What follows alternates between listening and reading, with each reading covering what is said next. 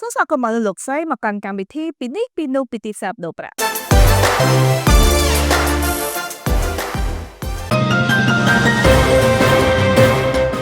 គោលនយោបាយធនាគារសហរដ្ឋអាមេរិកនិង Government Shutdown ធ្វើឲ្យទីផ្សារមាសមានការប្រែប្រួលខ្លាំងសេដ្ឋកិច្ចសហរដ្ឋអាមេរិកក្នុងខែតុលាឆ្នាំ2025បានបង្ហាញពីភាពមិនស្ថិតស្ថេរដោយមានការកាត់បន្ថយអត្រាការប្រាក់ពីធនាគារកណ្ដាលនិងផលប៉ះពាល់ពីការបិទនៃរដ្ឋាភិបាល Government Shutdown ការបិទរដ្ឋាភិបាលចាប់ពីថ្ងៃទី1ខែតុលាការបិទនេះត្រូវបានព្យាករណ៍ថានឹងធ្វើឲ្យ GDP ថយចុះ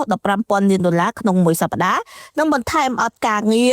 43,000 នាក់គោលនយោបាយធនាគារកណ្ដាល Federal Reserve បានកាត់បន្ថយអត្រាការប្រាក់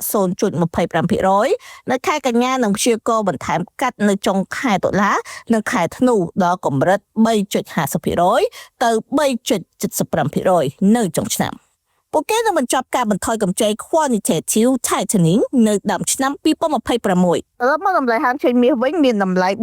$4,111ក្នុង1អោនដែលស្មើនឹង$4,953ក្នុង1តម្លឹងតែតម្លៃមាសបានធ្លាក់ថ្លៃពីតម្លៃ